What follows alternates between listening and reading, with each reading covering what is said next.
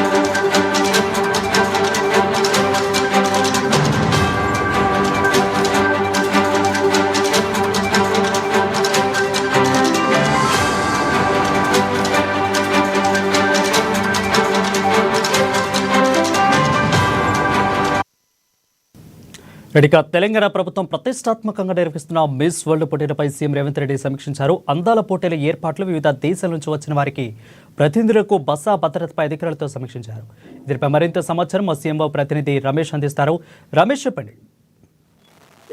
Telangana brand image ని పెంచేలా, అట్లాగే అంతర్జాతీయ స్థాయిలో మన తెలంగాణ రాష్ట్ర ప్రతిష్టను పెంచేలా ప్రభుత్వం ఒక ప్రతిష్టాత్మకమైన కార్యక్రమాన్ని అయితే తీసుకుంది. మిస్ వరల్డ్ పోటీలను నిర్వహించేందుకు దాదాపు సమయం దగ్గర పడుతున్న నేపథ్యంలో ఈ రోజు కమాండ్ కంట్రోల్ రూమ్ లో, కంట్రోల్ సెంటర్ లో సీఎం రేవంత్ రెడ్డి సమీక్ష సమావేశం అయితే నిర్వహించారు. ప్రభుత్వ ఉన్నతాధికారులతో పాటు పోలీస్ శాఖతో కూడా ఈ సమీక్షలో పాల్గొన్నారు. ముఖ్యంగా హైదరాబాద్ కు చేరుకుంటున్నటువంటి సుమారు 120 దేశాలకు సంబంధించిన కంటెస్టెంట్స్, వారితో పాటు ప్రతినిధి బృందాలు కూడా వారితో వచ్చేటువంటి అవకాశం ఉంది. కాబట్టి ఇక్కడ వారికి ఎలాంటి ఇబ్బందులు కలగకుండా తీసుకోవాల్సిన చర్యలతో పాటు ముఖ్యంగా భద్రతా ఏర్పాట్లను కూడా పటిష్టంగా అమలు చేయాలి. వారికి ఎలాంటి ఇబ్బందులు జరగకుండా చూడాలంటూ కూడా పోలీస్ శాఖకు సీఎం సూచించారు.